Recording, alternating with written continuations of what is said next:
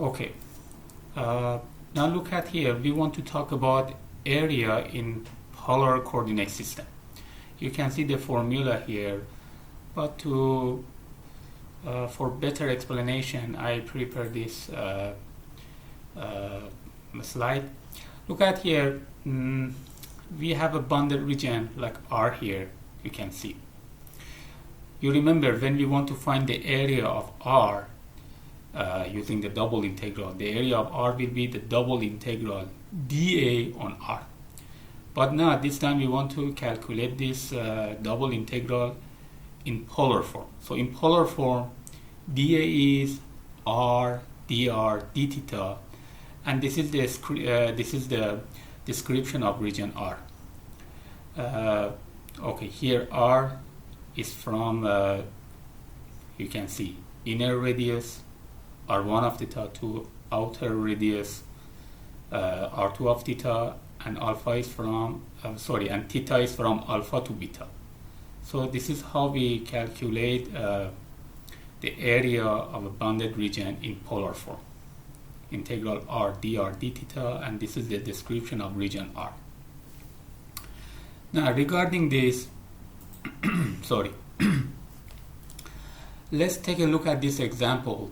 We want to find the area of, you can see in yellow color, the area of this region, bounded region, which is actually bounded by this curve. R squared equals 4 cosine 2 theta. Okay, you can look at here. We can prove that, we can show that this curve is symmetric with respect to x-axis or polar axis. So you can see we have 1, 2, 3, 4 pieces. So we only need, because it's symmetric, we only need to find the area of one piece. Then when we multiply it by 4, we can find the area of the entire region. Okay, to do this, we have to find the function, we have to write R as a function of theta. So look at in this equation, R squared, okay, sorry for interruption. R squared equals 4 cosine theta. If we take a square root on both sides, so we have R equals 2 times the square root of cosine 2 theta.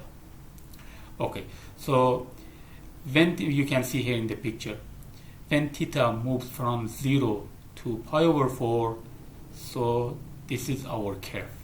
If we use this formula, when theta moves from 0 to pi over 4, we get this portion of the curve.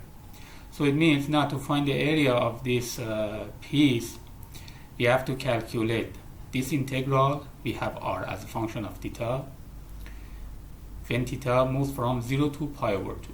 So it means in this formula, instead of R we put this, and alpha is 0, beta is pi over 4. What about inner radius and outer radius for R?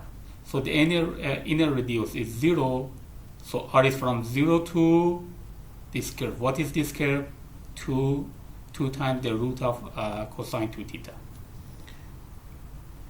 As you can see here, we set up the integral. So theta from 0 to pi over 4, R is from 0 to the root, R is from 0 to, yes, 2 times the root of cosine 2 theta, R dr d theta. So the first integral with respect to R. So integral of R dr, you can see, is R squared divided by 2. When R equals this when we calculate R squared divided by 2 will be 2 cosine 2 theta. Minus when R is 0, this is completely 0. So next we are going to integrate, calculate this, the integral of 2 cosine 2 theta with respect to theta. You can see here, from 0 to pi over 4.